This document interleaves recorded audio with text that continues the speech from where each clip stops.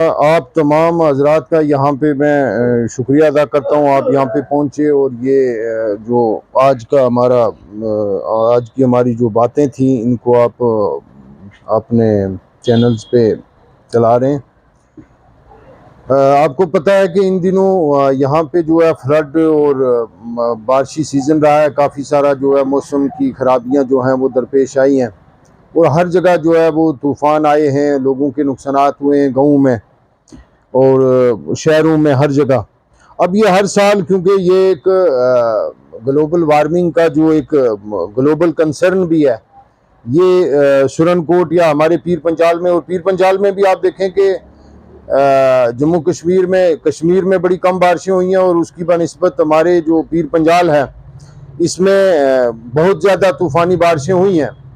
अब यहाँ पे बहुत सारे मसाइल हैं। एक तो ये जो इन दिनों बारिशें हुई हैं, इससे हमारा जो रोड इंफ्रास्ट्रक्चर है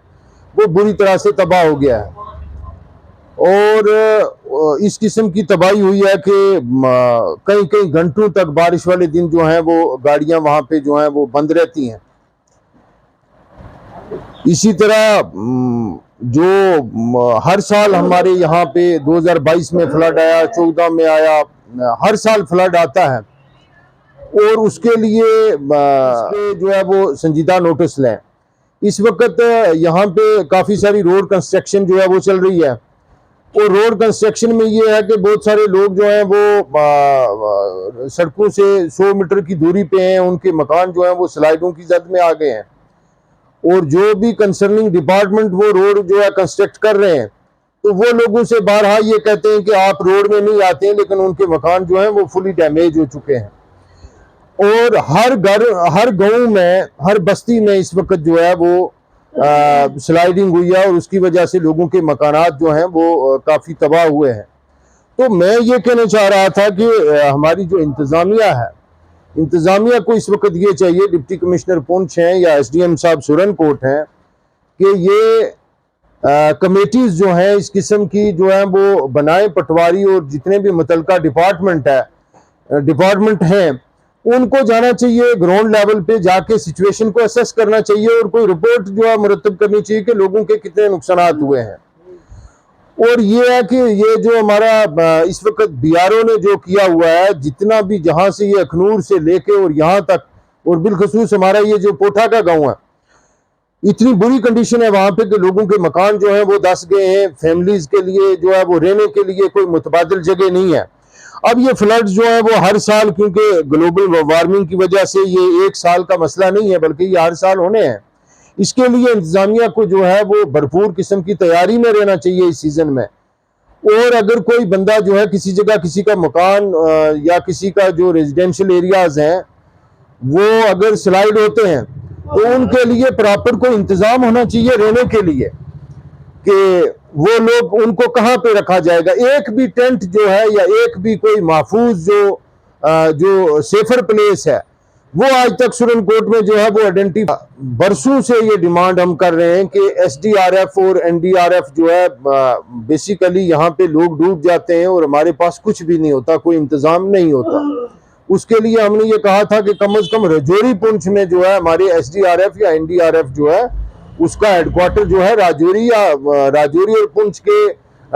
किसी बाउंड्री पे जो है वो रखा जाए, ताकि राजौरी में जब एक नाला जाता है बड़ा तुगियानी वाला, या पुंछ में जब भाई कोई हादसा होता है। दूसरा ये है कि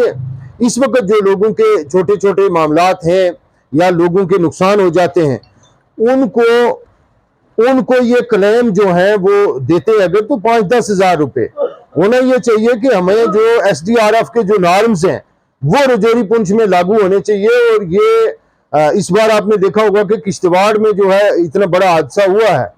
इसी तरह हमारे राजौरी पुंछ में भी काफी सारे हादसा होते हैं। अल्लाह का शुक्र है कि कोई जानी नुकसान नहीं हुआ, लेकिन इन लोगों को चाहिए कि कम से कम एसडीआरएफ के जो नॉर्म्स हैं उसके तहत इन लोगों को जो है कंपनसेशन भी मिले और इन लोगों के लिए हर साल जो है वो कोई सेफर जो है प्लेस वो तैयार की जाए। और एक लास्ट जो मसला है कि हमारे सुरनकोट जो म्यूनसिपलिटी है इसमें वार्ड नंबर 12 है इकबाल नगर, एंटी इंक्रोचमेंट ड्राइव जो है 2022 में जो फ्लड आया था उसके बाद चली सुरनकोट में, और जिन एरियाज में इंक्रोचमेंट को हटाया गया उन एरियाज में जो है वो फ्लड नहीं आ रहा है। लेकिन वार्ड नंबर 12 में वहां जो एक मेन रोड जो पुंछ से सुरनकोट को या जम्मू से सुरनकोट को कनेक्ट करती है, वो बहने के दर पे है इस वक्त। और अगर वो वहां पे ब्लॉक हो जाएगी तो आधा सुरनकोट जो है वो डूब जाएगा। मैं गुजारिश करूंगा यहाँ की इंतजामिया से कि वो होश के नाखन ले और जितने भी कंसर्निंग डिपार्टमेंट है, और खास करके हमारा जो रोड कनेक्टिविटी जो मुतासर हुई है, तो हमारा जो कंसर्निंग डिपार्टमेंट है, डिप्टी कमिश्नर को चाहिए कि उनको, और जो एलजी इंतजामिया है, कि जितने वर्क डिपार्टमेंट है उनको इसकी दोबारा से डीपीआर जो है वो प्रिपेयर करनी चाहिए, और इसकी बेहतरी के लिए जो है, इस इंफ्रास्ट्रक्चर के लिए, और इसके लिए जो है स्पेशल पैकेज अनाउंस हो। क्योंकि अगर आप ये कहेंगे कि हम स्टेट प्लान में कोई रोड जो है उसकी मरम्मत करेंगे, तो स्टेट प्लान में कभी हमें कुछ नहीं मिलने वाला। ये जितने नुकसानात हैं फ्लड से, इनके लिए एक स्पेशल पैकेज पीर पंजाल के लिए जो है वो एलजी इंतजामिया से हमारी गुजारिश है कि वो अनाउंस किया जाए, ताकि आने वाले वक्त में भी हमें इस किस्म की तैयारियां करनी चाहिए। और अगर ये पैकेज मिलता है तो हमारा जो इंफ्रास्ट्रक्चर इस वक्त जो है डैमेज हुआ है, वो भी दोबारा से आ सकता है, बहाल हो सकता है। और जो हमारे लोगों के नुकसानात हुए हैं वो भी एसडीआरएफ के नॉर्म्स के तहत जो है वो लोगों को मिलने चाहिए। बहुत शुक्रिया।